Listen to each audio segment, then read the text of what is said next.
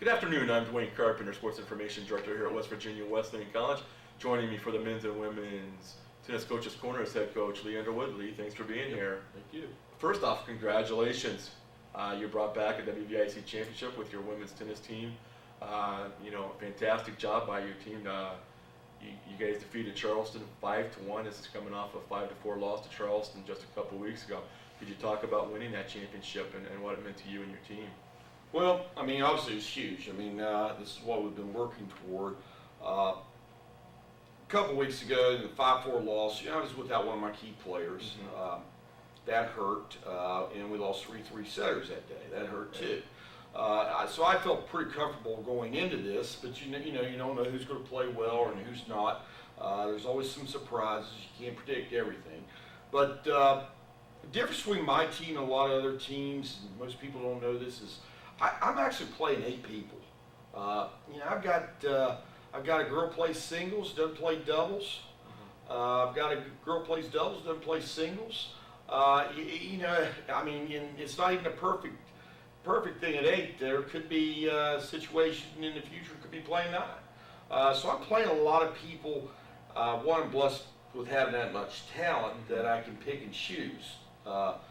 For some roles. So I think the girls understand their roles pretty well by now. And because of that, we play pretty unselfishly, and we click together as a team, I think. Now you defeated Charleston by a 5-1 score.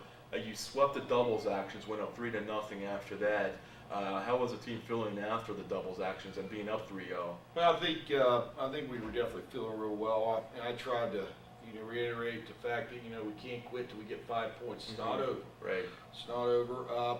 The doubles was pretty dominating. I will say that in all my years as coach, especially going in a conference tournament, I don't know if I've seen as dominating doubles. For my teams anyway, that I've been on the other end of it a few times, but for my teams where I thought that we were that dominating, 8-3, 8-4, 8-4 with the 1-2-3 double scores. The one doubles was just, just a barrage. They were just so aggressive, taking the ball out of the air, and actually I think we kind of lived up to what I told the girls earlier in the year. I said I think we'll be playing our best doubles at the end. Why? Because I got more athleticism out of my players, and we practice. We try and take every ball out of the air. Most of our team practices over the last couple of weeks have been geared toward doubles and taking the ball out, doing some serving ball, and all those kind of things that help build good doubles groups. The other thing is that it took us a little while longer to peak. We had a bunch of different doubles combinations. Had some things early that was looking at. Then we had Nicole out. That changed up every doubles team for me. But in the process of that, it found me a decent 2 doubles team, I thought, because I moved Naisa Shigematsu in the lineup, make up for some things, and she played 2 doubles, and she found a home there. She got a job that day. Because they had a win against Charleston during the regular season. So, I don't know, I was pleased with the effort. I think it was a total team effort. I was just glad to be there. Now, weather played havoc with the tournament. Started outdoor. You moved to the finals to the Charleston Tennis Club, an indoor facility. Does that play mind games with the players at all when you got to go from one venue to another venue, indoor, outdoor? Or is that something, tennis is tennis, you got to the court? Well, it can, depending on the makeup of your teams. Like I said, I have a pretty athletic and aggressive team, so indoors is just as good as outdoors. By that, usually the serve's a little faster inside because you don't have some of the conditions, right. Those kind of things. The Wappau Annex, which was where we played our first 2 matches at. Actually, we started out the weekend because we played the 11:30 time slot. The only thing we were outside with was a warm up. And I thought we were going to get the matching outside, and we looked at the weather, and it was going to hit us within a few minutes. So we moved it the inside, which was across the road at the Wappau Annex, or I guess it's called the tennis indoor center there. And we played our first match against Seton Hill inside, and then we continued later that evening against State. The only thing I was concerned about from our standpoint, we played 2 matches there between 11. We started at 11:30 and at 4:30. It ended up being about 5 o'clock because by the time the match was done in the afternoon, we could start about 5 o'clock. We weren't finished till 9 o'clock. They have 4 indoor courts, so we had a quick turnaround and get up. While Charleston was done with theirs, at 4:40, 4:30, so they had a lot more, a lot more resting up. I mean, it was tough enough just for us to get the meal in. Yeah. We did an Olive Garden run. I was lucky that it was crowded still. I mean, all the crowd left out. They were only open until 10 that night, but we got in there about 9:30.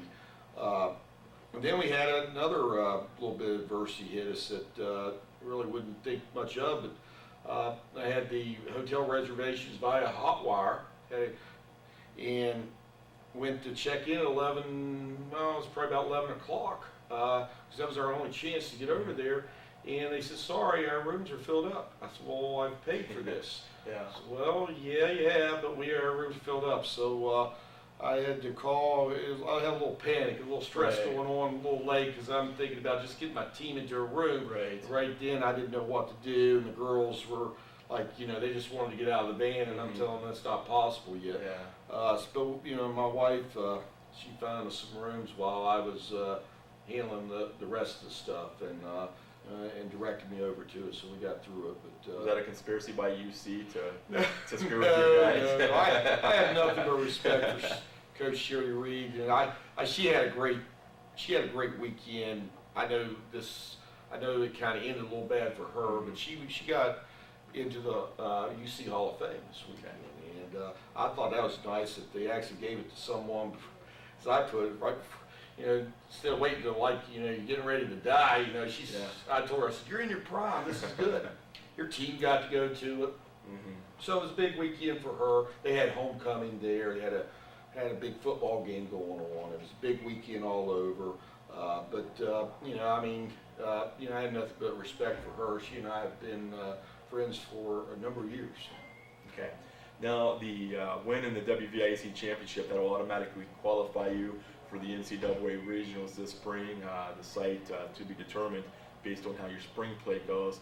You said you've got about 9 matches lined up for this spring. Quickly talk about how important these spring matches are going into the NCAA regional. Well, because we play in the fall, I mean, some of our match play gets forgotten. The first ranking will come out. We should get it around November 6th. It was probably actually already submitted before the conference tournament. We will be playing regionally ranked opponents or teams that I think will be regional ranked. We're going to have Slippery Rock, which has been a perennial top 3 team. They're ranked 29th in the nation right now. We're going to go to Bloomsburg Doles. We're going to play Bloomsburg, cuts down another, team that's probably in the mix. I'm playing IUP already on the road. They're going to be in the mix.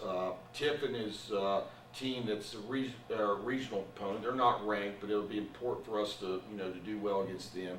We got Northern Kentucky, which is a regional opponent coming in. They're ranked in the top 40 in the country. We're going to have Southern Indiana, which isn't regionally ranked, but they're going to come in and play us at Charleston. It's going to be a tough spring.